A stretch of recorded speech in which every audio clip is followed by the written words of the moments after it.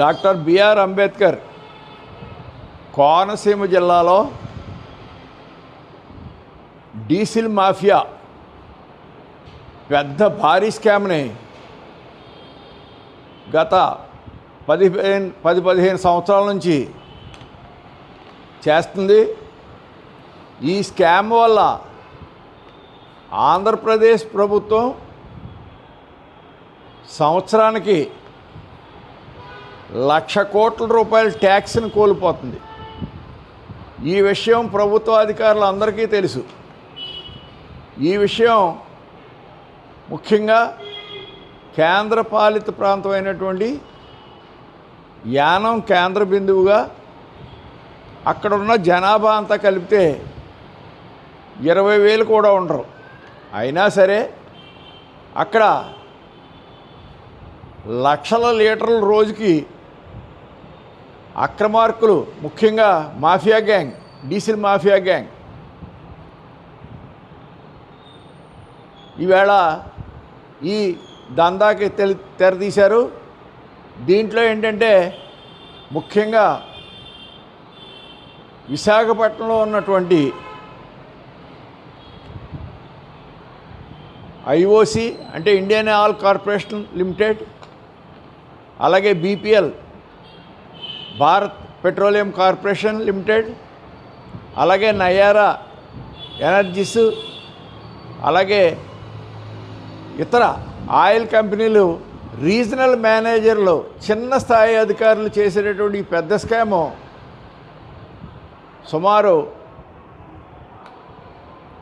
ఎంత దారుణం అంటే 15,000 జనాభాకి రోజుకి 50-60 లక్షల లీటర్ల ఆయిల్ కన్స్యూమ్ చేస్తారు. వీళ్ళు కన్జంప్షన్ ఆధారంగానే వాళ్ళకి డీజిల్ కానీ పెట్రోల్ కానీ కేటాయించాలి. దీని 15 రూపాయలు వేరియేషన్ ఉంది, ఎందుకంటే ట్యాక్స్లో డిఫరెన్స్. అందుచేత మరి పోలీసు వారు చెప్తారు, మేము నిఘా పెట్టాం, వాళ్ళని చంపేస్తాం, వీడిని పొడిచేస్తాం అని. అదంతా పెద్ద స్థాయి అధికారులకి మాత్రం ఇందులో సంబంధం లేదు. కానీ కానిస్టేబుల్ స్థాయి ముమ్మడివారంలో పోలీస్ కానిస్టేబుల్స్ ఈవేళ రియల్ ఎస్టేట్ వ్యాపారం చేసుకుని స్థాయికి చేరారు. అలాగే పొలిటికల్ పార్టీస్ని నేను 10 కోట్లు ఖర్చు పెడతాను, 20 కోట్లు ఖర్చు పెడతాను, నాకు సీట్ ఇవ్వండి అని చెప్పి మరి బ్లాక్మెయిల్ చేసే స్థాయికి కానిస్టేబుల్స్ చేరారంటే ఈ స్కామ్ యొక్క గొప్పతనం మీరు తెలుసుకోవాలి. ఈవేళ పడవ మార్గాల్లో ఇదొక కుల వృత్తి అయిపోయింది. యాంటీ సోషల్ ఎలిమెంట్స్కి కానీ, డ్రగ్ పెడ్లర్స్కి కానీ, ముఖ్యంగా ఈ క్రైమ్స్, సోషల్ క్రైమ్స్ కానీ మామూలు క్రైమ్స్ చేసేవాళ్ళకి అక్కడ లక్షలాది లీటర్లు బై రోడ్ లేదా నదీపాయల్లో, సముద్ర మార్గంలో. ఎందుకంటే కోనసీమలో ప్రభుత్వ స్వాంపులు సుమారు 3,000 ఎకరాల్లో రైలు చెరువులు ఉన్నాయి. అలాగే అన్ని చోట్ల కూడా రైలు చెరువులు, చేపల చెరువులు, అలాగే ట్రాన్స్పోర్ట్, హై స్కూల్స్కి, బస్సులకి, ఇట్లన్నిట్లు కూడా ఆయిల్ ఇక్కడే 15 రూపాయలు తక్కువ కాబట్టి కొట్టించుకుంటుని పట్టుకుని పోయే పరిస్థితి, డబ్బాల్లోనూ ట్యాంకర్లోనూ. పాపం పెట్రోల్ బంక్ ఓనర్సు కోట్లాది రూపాయలు పెట్టి పాపం వాళ్ళు వ్యాపారం చేసుకున్నారు, కుటుంబ ఆస్తి కింద ఉంటుందని చెప్పి భావించి వాళ్ళు కోట్ల రూపాయలు ఖర్చు పెట్టి పెట్రోల్ బంకులు తెచ్చుకుంటే వాళ్ళ ఆయిల్ కొనేవాడు ఎవడు లేడు. ఈవేళ అమలాపురంలో 9 ఇంజనీరింగ్ కాలేజీలు ఉన్నాయి, మెడికల్ కాలేజెస్ ఉన్నాయి, అలాగే అన్ని కాలేజీలు ఉన్నాయి, కాన్వెంట్స్ ఉన్నాయి, ఇవన్నీ ఉన్నాయి. వీటికి కానీ చెరువులు కానీ రొయ్యలు కానీ ఎవరైనా సరే ఈ యానం డీజిల్ ఆయిల్ని, పెట్రోల్ ఆయిల్ని పట్టుకెళ్తారు. ముఖ్యంగా నేషనల్ హైవే 216 అటు ఒరిస్సా వరకు, ఇటు మెడ్రాస్ వరకు, ఇటు హైదరాబాద్ వరకు కనెక్ట్ అయ్యి ఉండటం వల్ల వాళ్ళు కూడా దరిదాపు ఇక్కడ నుంచి హాఫ్ లారీ కానీ బస్సు కానీ ఈ ఆయిలే లోడ్ చేసుకుని పట్టుకుపోయి అక్కడ అమ్ముకునే పరిస్థితి ఉంది. అంచేత పోలీసు వారిని మనం తప్పు పట్టలేం, ఎందుకంటే వాళ్ళకి మెన్నలేరు, పాపం వాళ్ళు కాయలేరు. ఉన్న అందులో ఒక అక్రమార్కుడు ఉండే చాలు మొత్తం ఎంటైర్ డిపార్ట్మెంట్ని బదనాం చేసేయడం ఒక్కడు చాలు ముమ్మడివరం పోలీస్ స్టేషన్లో. అంచేత నేను తక్షణం రేపు పవన్ కళ్యాణ్ గారు నేను కోరేది ఏంటంటే, మీకు మన ప్రభుత్వానికి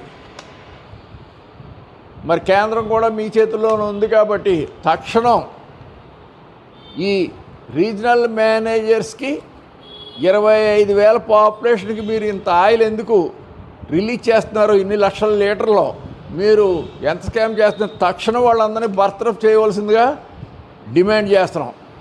అలాగే మరి పెట్రోల్ బంకుల తరపు నుంచి మరి పాపం వారు ఎంతకాలం నుంచో ఓనర్స్ అంతా కూడా యాజిటేషన్ చేస్తున్నా కూడా పట్టించుకునేవాడు లేడు. దాని మీద వాళ్ళు ఆర్టీఐ ద్వారా అడిగారు, లేకపోతే అనేక రిప్రజెంటేషన్లు ప్రభుత్వానికి ఇచ్చారు. ప్రభుత్వం చాలా సూక్ష్మంగా కనిపెట్టలేని విషయం ఏంటంటే, వాళ్ళకి సంవత్సరానికి మరి 1000 కోట్ల ఆదాయం కోల్పోతున్నారంటే వారు ఎందుకు చర్యలు తీసుకోవట్లేదు అన్నది మరి ఎవరికీ అంతుపట్టని విషయం చెప్తూ, మరి తక్షణం ఇమ్మీడియట్గా ఆ వైజాగ్లో ఉన్నటువంటి బీపీఎల్కి సంబంధించి, ఐఓసీకి సంబంధించి, నయారాకి సంబంధించి, అలాగే హెచ్పిసిఎల్కి సంబంధించినటువంటి రీజనల్ మేనేజర్లను తక్షణం బర్తరఫ్ చేసి 25,000 పాపులేషన్ ఉన్న వాళ్ళకి 25,000 సరిపడే ఇవ్వాలి తప్ప మొత్తం భారతదేశంలో ఉన్న వాళ్ళందరూ ఆయిల్ కూడా యానాలో కొడతానంటే అది పెద్ద బ్లండర్ అని మీ ద్వారా తెలియజేస్తూ, దీని మీద రాబోయే కాలంలో మేము పోరాటం చేస్తామని, దీనివల్ల ముఖ్యంగా మరి పోలీసు వారి దగ్గర సుమారు 56 ఎఫ్ఐఆర్ పెండింగ్ ఉన్నాయి. అయినా సరే ఎప్పటికప్పుడుకే కొత్తగా ఎఫ్ఐఆర్ కట్టడం, వాడిని 41A ప్రకారం వెంటనే రిలీజ్ చేసేయడం జరుగుతుంది. అలా కాదు, అక్రమార్కులందరి మీద గతంలో కేసులు ఉన్న వాళ్ళందరినీ కూడా తడా యాక్ట్లోను, పీడీ యాక్ట్లో కూడా ఇమీడియట్గా బుక్ చేసి వాళ్ళందరినీ కూడా రెస్టికేట్ చేసి వాళ్ళ ఆస్తులన్నీ కూడా కాన్ఫిస్కేట్ చేయమని, ఆస్తులన్నీ కూడా జప్తు చేయాలని చెప్పి డిమాండ్ చేస్తుంది వైఎస్ఆర్సీపీ పార్టీ. ఎందుకంటే ఈ అక్రమార్కుల వల్ల ఈ ప్రాంతంలో శాంతి భద్రతలు నశిస్తున్నాయి ముఖ్యంగా. అలాగే పెట్రోల్ బంక్ ఓనర్స్ అంతా కూడా మరి జీవనోపాధి కోల్పోయే పరిస్థితి, వాళ్ళ దగ్గర పనిచేసే వాళ్ళు వందలాది మంది వర్కర్స్ కూడా మరి అధోగతి పాలైపోయే పరిస్థితి ఉంది. కాబట్టి ప్రభుత్వం తక్షణ చర్యలు తీసుకోవాలి. పవన్ కళ్యాణ్ గారిని మేము డిమాండ్ చేస్తున్నాం, మీరు తక్షణం మీ కేంద్రంలో మీ పలుకుబడి ఉపయోగించి ఆ 4 రీజనల్ మేనేజర్ని విశాఖపట్నంలో ఉన్న వాళ్ళని తక్షణం బర్తరఫ్ చేసి వాళ్ళ మీద ఎంక్వైరీ చేసి వాళ్ళ ఆస్తులన్నీ కూడా కాన్ఫిస్కేట్ చేయవలసిందిగా కోరుతున్నాం. సరిపోద్దా మీకు?